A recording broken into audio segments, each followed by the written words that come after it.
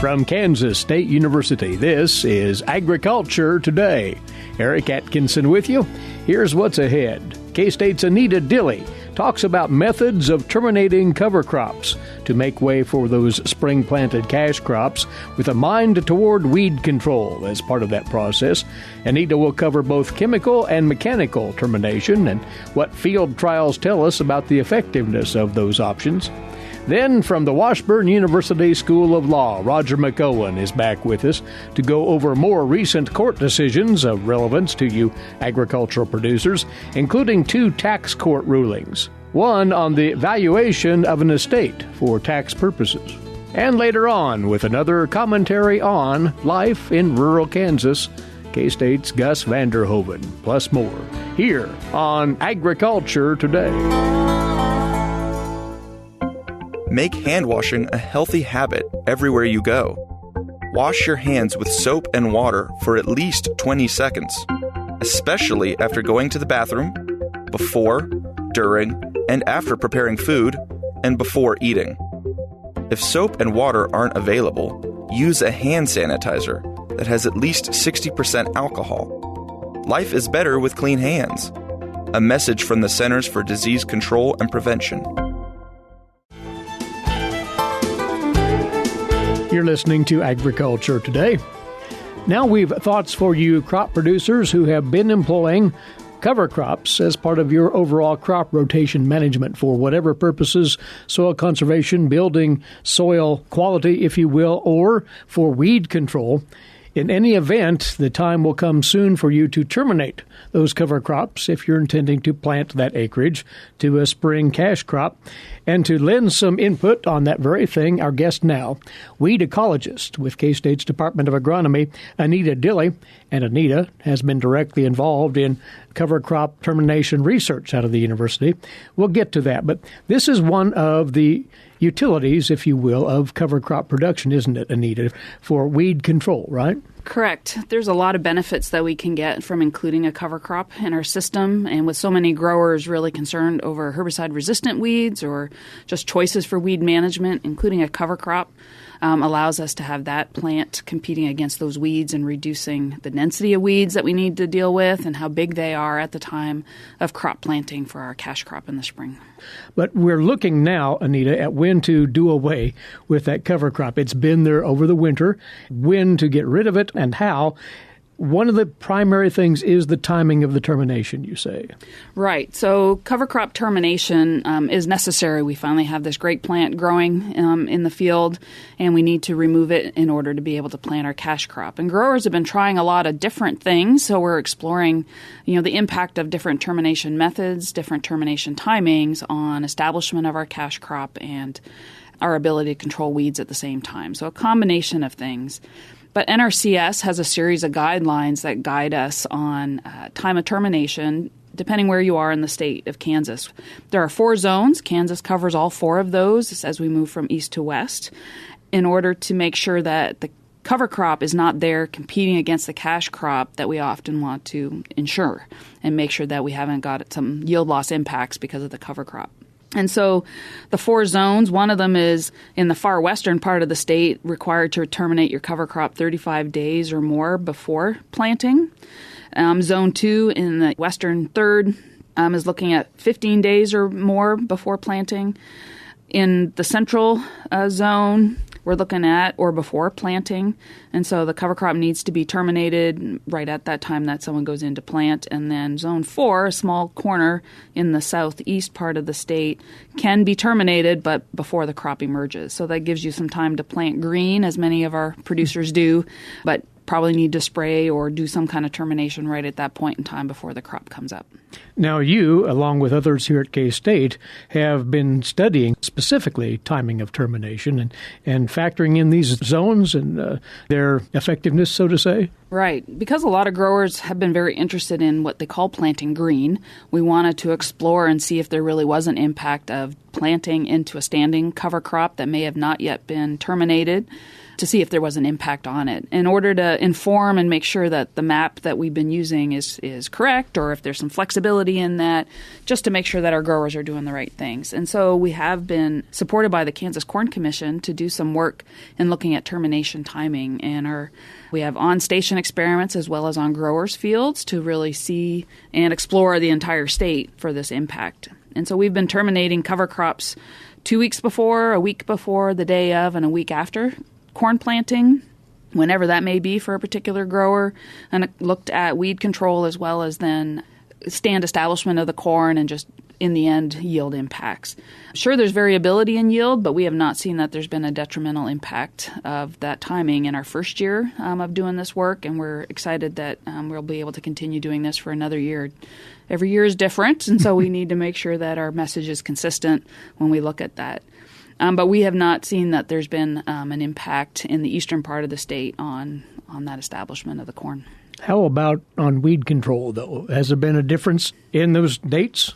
There's been a dramatic difference in the impact. So one thing to note is just your cover crop keeps growing from 2 weeks to the day of till after. And so one of the key features of a cover crop for weed suppression is having biomass that's growing against those weeds or preventing them from emerging and establishing. So we're getting more biomass with delaying termination timing, so there's a benefit there.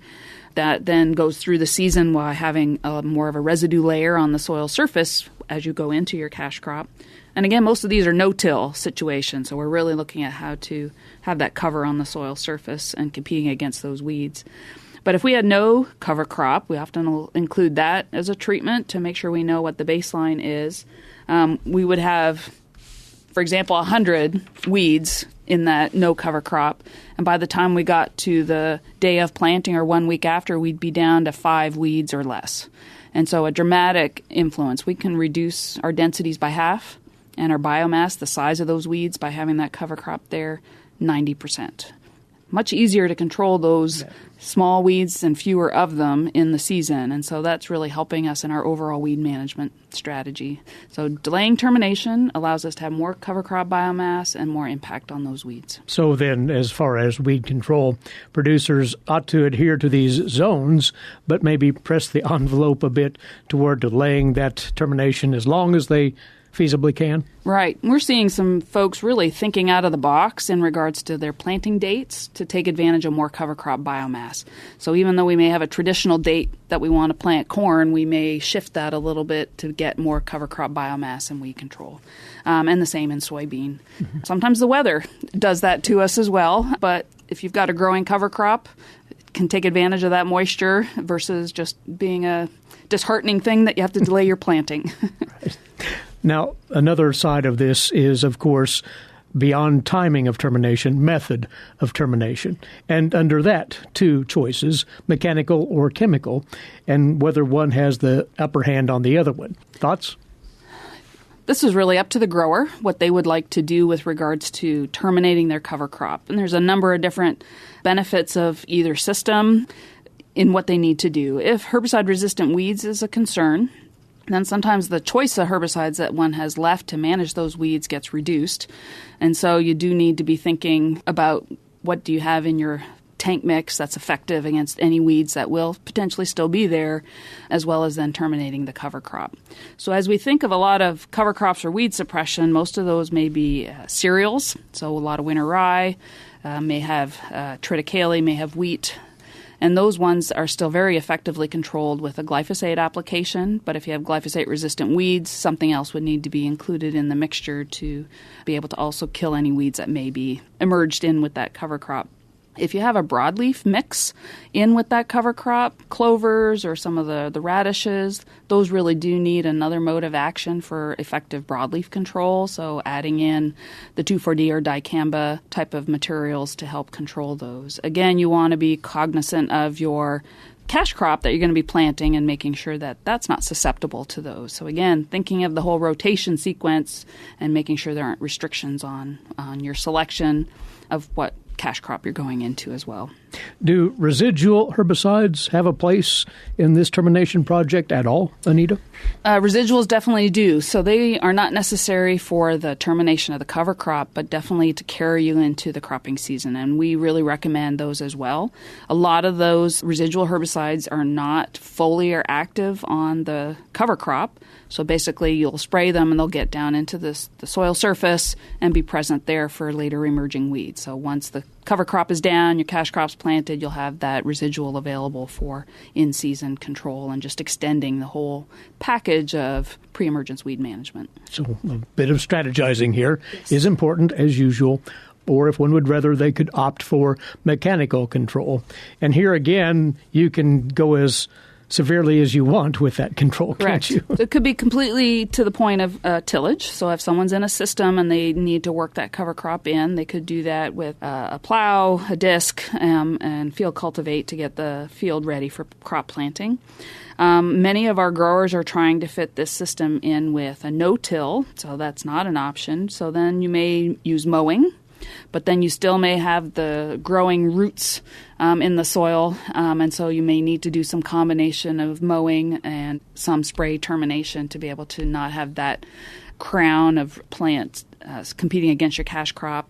Another interesting strategy is using rolling or roller crimping, where you need to time that procedure with the growth stage of the cover crop, because you want it to knock it down and keep it down and not have that cover crop pop up. And so for cereals, usually you want to wait till it's fully jointed and in the milk or boot stage, so the seeds aren't set and won't be a volunteer, but that's the perfect time to lay that cover crop down. The crimper actually pinches the stem every 7 and 10 inches, so that also helps the dry down and keep it down. We've had some demonstrations of using that. It's been really effective. We were recently at our weed science meetings and just visiting with other folks that have been exploring different methods around the country on cover crops. And these folks also found rolling crimping and then spraying with a herbicide combination really helped a lot in terminating that cover crop and being ready for your cash crop season. Well, in recent years, Anita, a great lot has been learned about cover crop management and, as part of that management, how to terminate that crop in view of the following cash crop to go onto that acreage. Go to agronomy.ksu.edu for information that's been posted there. Thank you for coming over and sharing this with us. You're welcome. Thank you. She is a weed ecologist. K-State's Department of Agronomy is Anita Dille. And we'll be back with more. You're listening to Agriculture Today. Did you eat today? Thank a farmer. A way to get more involved in agriculture is through 4-H and FFA. Through 4-H and FFA, we have been given multiple opportunities to grow as leaders and learn more about agriculture. You can learn skills related to jobs, public speaking skills, and you get the opportunity to travel around the country and meet new people. If you want more information about getting more involved in 4-H and FFA, visit them on their websites at kansasffa.org and kansas4h.org. Welcome back to Agriculture Today, and it's our regular visit with Professor of Agricultural Law and Taxation out of the Washburn University School of Law, Roger McEowen. And in rapid-fire fashion, we're going to tick through several cases of interest to agricultural producers, and a couple of these from the tax courts, Roger.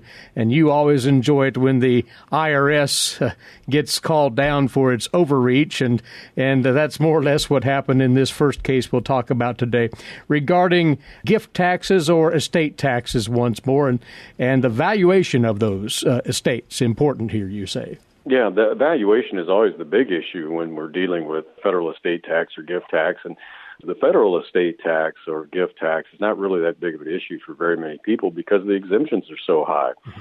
Everybody's got an $11.58 million exemption to start out with to either apply to gifts that are made, taxable gifts that are made during life, or you hang on to that and you can offset that much taxable estate at death. So if you have a married couple, you're well over $23 million.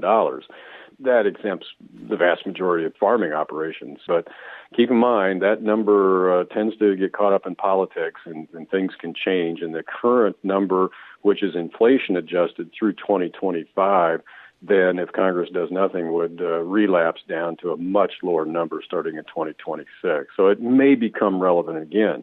But the point of all of this is that when you do have a taxable situation in an estate or you're trying to value gifts for gift tax purposes, valuation is the issue.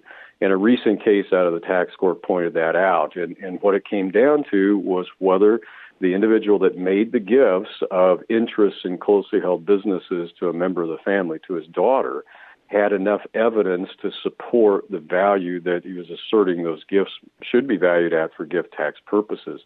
Bottom line on this case was that he did have sufficient evidence, had a good appraisal that was done. The appraisal was done correctly.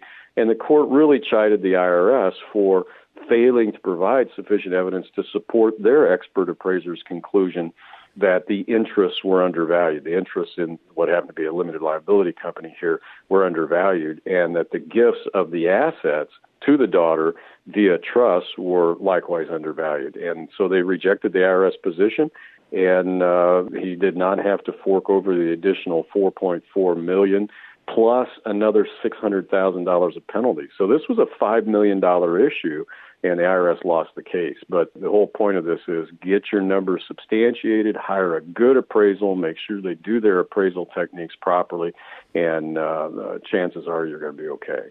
The other tax court ruling that you're going to cite briefly today, this has to do with folks' retirement plan proceeds, and the tax rules are set up, as you note in a blog on this particular case, those rules are set up to disincentivize folks from using that money for something other than retirement. That was at the root of this case, you say. Yeah, and that's that 59.5 age rule, where if you take money out of an IRA before you turn age 59.5, then you're going to have to pay a 10% penalty. So not only do you have to report the amount you withdraw from the account into income, then you get to pay an additional 10% of that as a penalty. So it's not a good idea to tap into those IRA funds before age 59.5.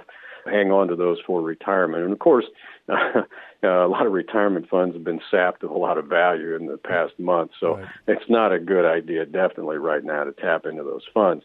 But you had a situation like this that happened recently in a case that went to the tax court. And the tax court was faced with a scenario where the individual did withdraw the funds before they turned age 59.5, and they couldn't meet an exemption. And that's the key point. There are exemptions that exist from that early withdrawal penalty. One of those is if you're disabled.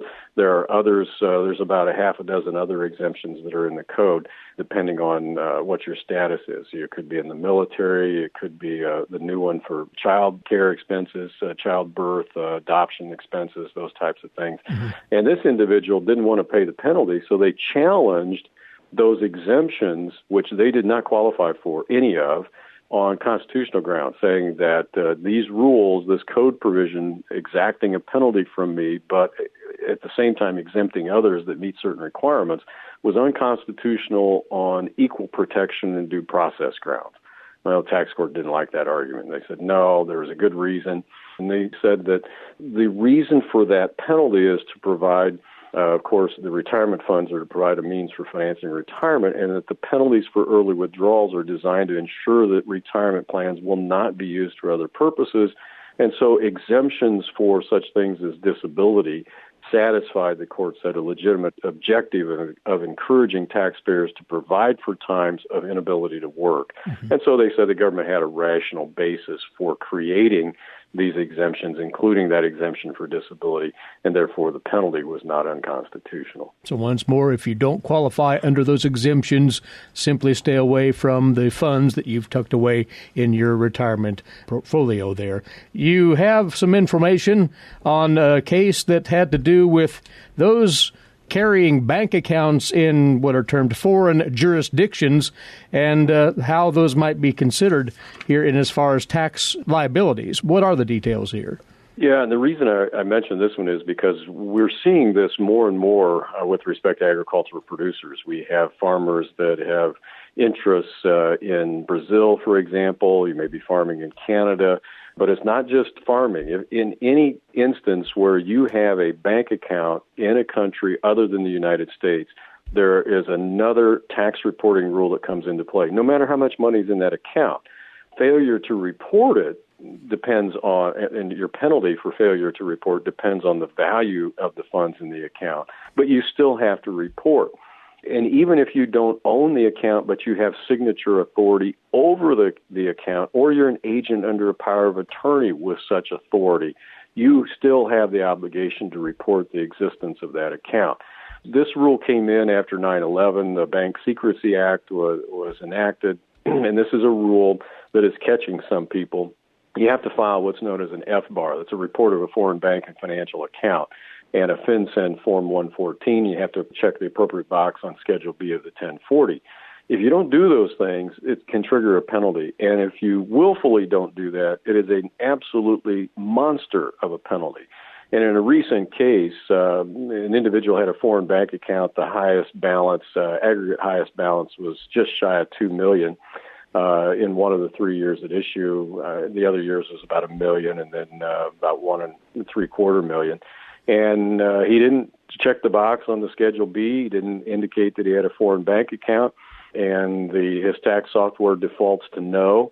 That's what the return preparer used, and he didn't file the FBAR form for any of the 3 years under examination. And you've got to file that FBAR when you get over $10,000 as your aggregate balance in an account. And the IRS went after him and said, well, you didn't file the FBAR, and we think you didn't file it willfully. And so they hit him with a monster penalty of just shy of $1 million. Wow. So these penalties are absolutely atrocious if you fail to report the existence of a foreign bank account. So anytime you've got any type of foreign bank account, no matter how much is in it, make sure that you file the appropriate forms reporting the existence of that account. Or else stark repercussions could occur, as was the situation here. Wow. Given the tone of this past week, we could use a little jocularity, Roger, so something more on the lighter side to round out our conversation here.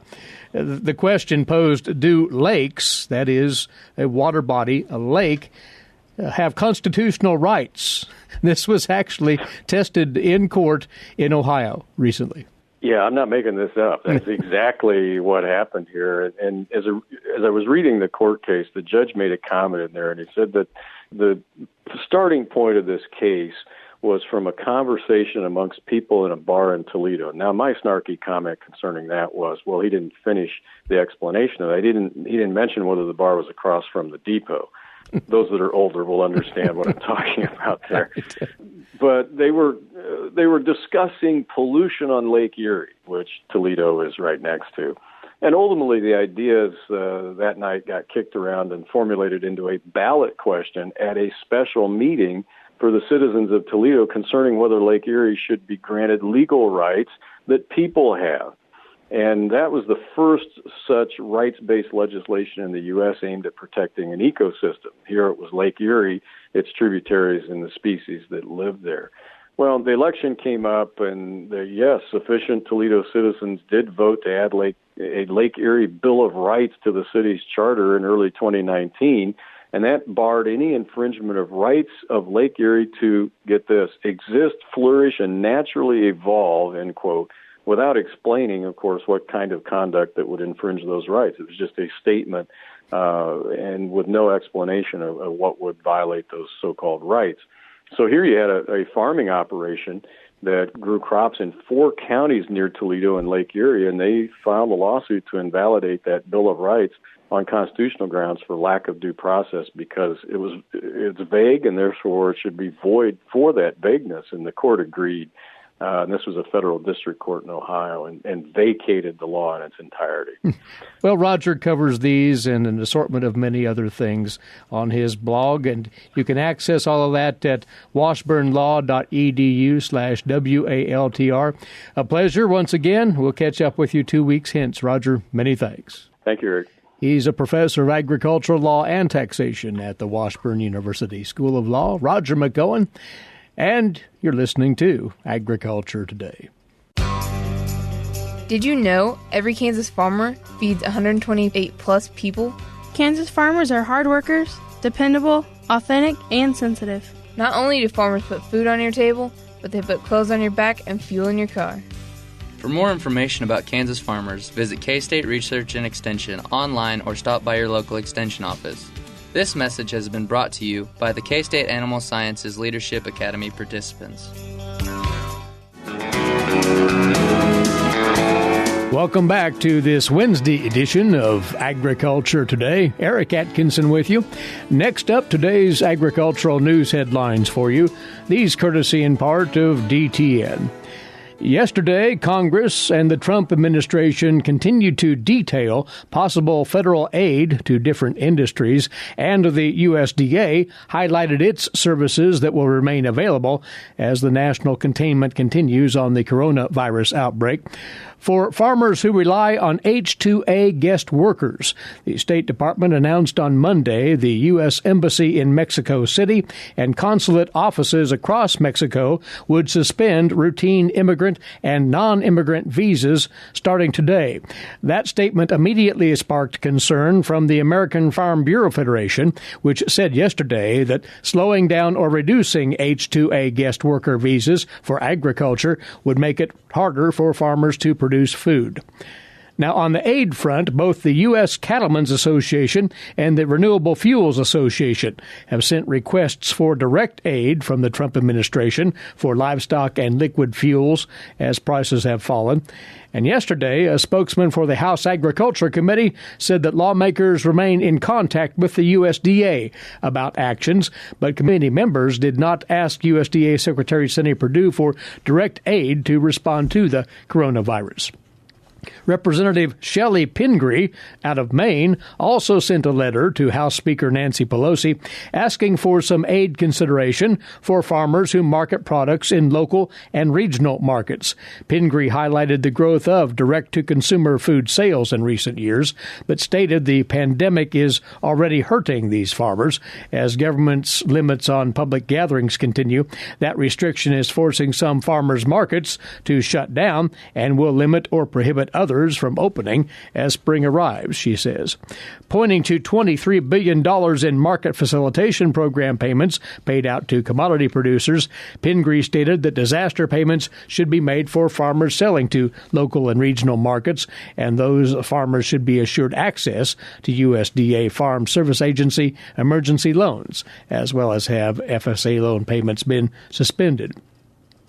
After sending a letter on Monday to the livestock and meat packing industries, assuring continued inspections and grading at plants, USDA officials yesterday sent out a more extensive communication on services in several agencies. The USDA's Washington, D.C. headquarters on Monday closed off one of its main buildings after a worker in Washington tested positive on Sunday. The USDA notified employees to begin teleworking immediately afterward. Like most Washington buildings, the USDA had closed itself off to visitors last week. For producers, the USDA Service Center for the Farm Service Agency and Natural Resources Conservation Service will work by phone and internet. In areas that suffer an outbreak, the USDA will route phones and use computer communications to complete work. And farmers and industry analysts who closely watch the USDA's National Agricultural Statistics Service reports should know that that agency is making every effort to produce and deliver official agricultural statistics on schedule, according to that agency, adding it will continue to evaluate data collection for each NASS report as the COVID-19 situation evolves. Now, the USDA Secretary yesterday assured citizens that the nation's food supply system remains strong thanks to continuing efforts of farmers to stockers and all in between. Here's more from the USDA's Rod Bain. Agriculture Secretary Sonny Perdue Tuesday, via video message, gave a shout-out to those he calls real heroes in keeping the nation fed during the threat of coronavirus. Everyday heroes are stocking the shelves of your grocery store. Truck drivers are keeping supply networks open and functioning. Food service workers across the country are preparing the products at markets. And school lunch workers are keeping America's families and children fed during this time of school closures. USDA's food safety inspectors continue to ensure the food we eat is safe, healthy, and nutritious. America's farmers and ranchers and those on the front line in the food service industry are doing their part, and we are forever grateful. Secretary Perdue also assured citizens that our nation's food supply chains remain strong and encouraged consumers remain calm and responsible during the emergency. While it's important to have shelf-stable foods on hand, there's no need to hoard items. It is critical that shelves remain stocked and supplies remain plentiful. I'm Rod Bain reporting for the U.S. Department of Agriculture in Washington, D.C. Indeed, the spread of coronavirus and the world's response to it has created a great deal of uncertainty in the U.S. and around the world, and leading to, among other things, a very volatile cattle market. Scarlett Higgins reports here that the nation's largest cattle industry organization is engaging in the situation. To help maintain beef demand and supply chain continuity during this time of uncertainty, the National Cattlemen's Beef Association has been in daily communication with participants from every sector of the industry, including ranchers, feeders, processors, and food service and retail operators. All indications are consumer spending on beef has remained strong, with food service purchases of beef being replaced by those at retail. In addition to working within the beef community, NCBA staff in Washington, D.C. is working closely with Congress, USDA, and other regulatory agencies to remove possible barriers to beef production. They have confirmation that USDA graders and inspectors have been deemed essential and will continue working as usual. NCBA also has been in communication with transportation officials to ensure the entire supply chain continues to operate and has asked USDA to closely monitor markets for any anti-competitive behavior. For precautions and preventative measures that can be taken to help lessen the spread of coronavirus, go to www.cdc.gov. I'm Scarlett Higgins. And lastly, in the headlines today, the first settlement payments for producers in the Syngenta corn class action lawsuit are expected to be sent out sometime this week. That's according to an announcement from attorneys representing farmers in the case. A majority of farmers can expect total payments exceeding $5,000, according to a news release from Stevie Siegel Hansen LLP, based in Kansas City.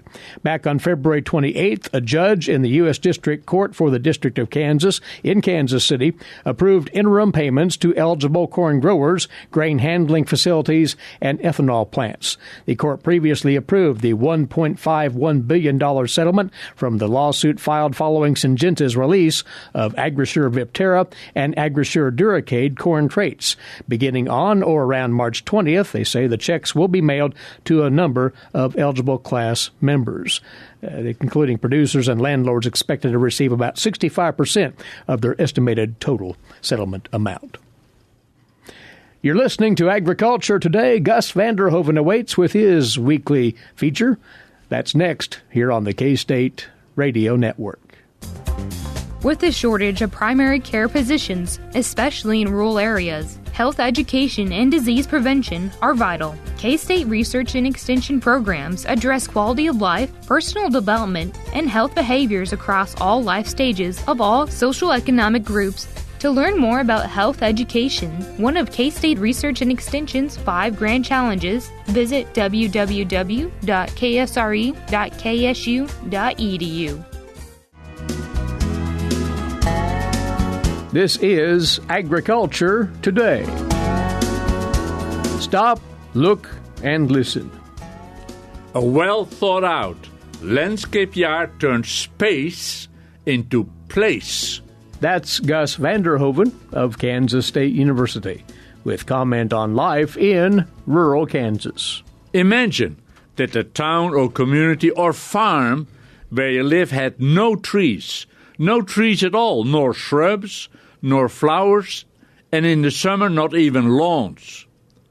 Try to visualize it, and you can quickly see how awful that would be.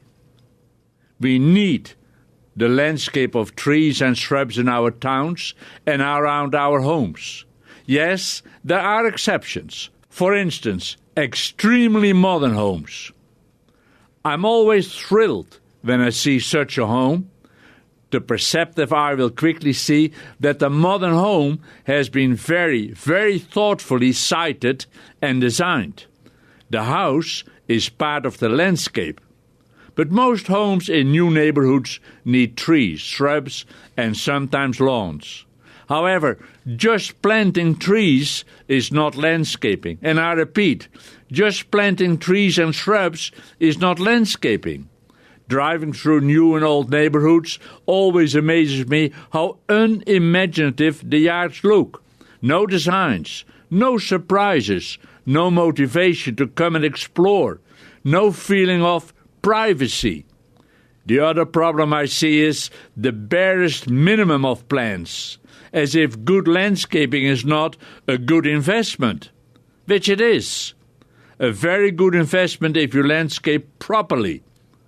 When you tell people that you should spend from 5 to 15% of the value of the home on landscaping, they often look at you. In workshops, I often show people a drawing of a plain house, and we establish the value of the plain house as X amount of dollars. Invariably, when I show the same house, now attractively landscaped, the same people will value the same house, now $15,000 to $20,000, even $30,000 higher.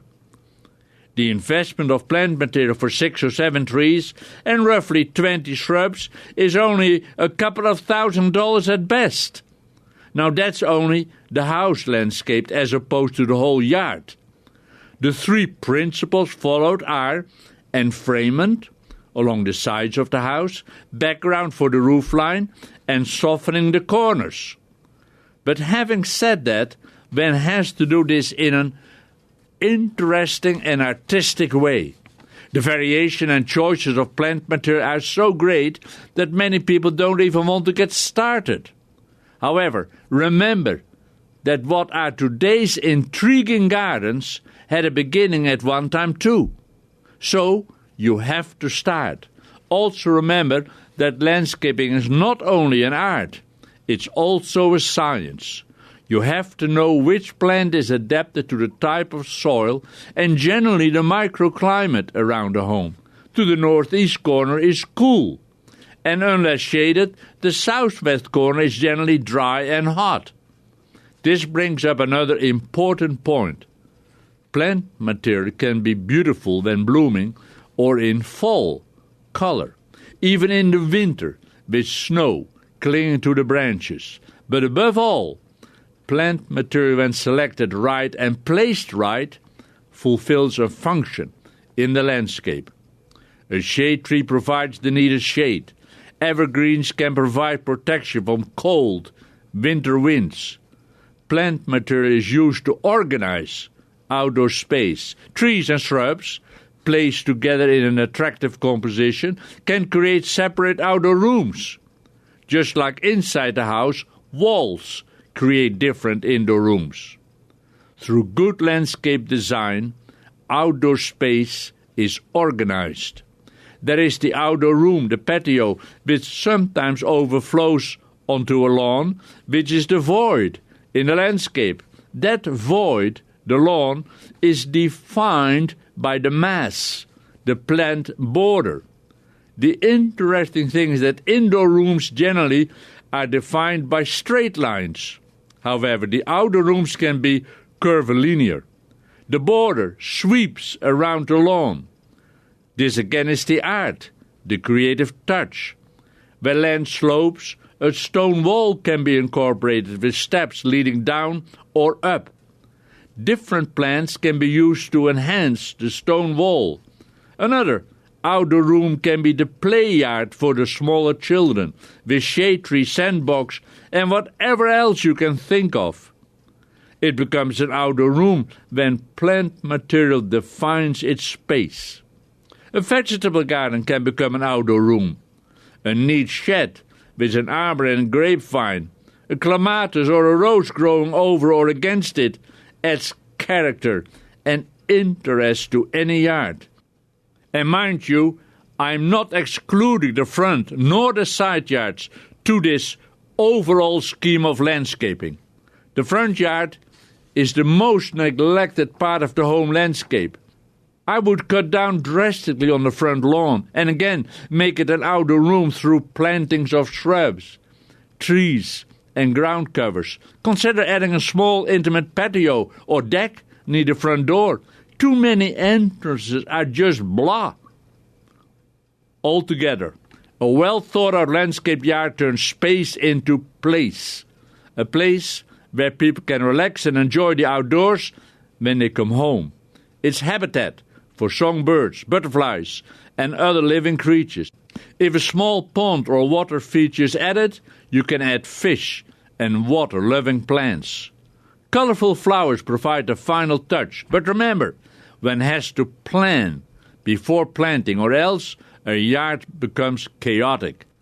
Landscaping is the organization of outdoor space into the different use areas. Done well, it will increase property value dramatically, even while plants are still small. As plants grow, you can see a landscape mature. True, not many people these days live 20 years in the same home, but that is exactly why good landscaping is a very good investment. It pays when the house is on the market. Well-landscaped homes sell. Gus Vander Hoeven of Kansas State University with his weekly commentary on life in rural Kansas. And our time is away once again. Thanks as always for tuning in. Eric Atkinson for Agriculture Today over the K-State Radio Network.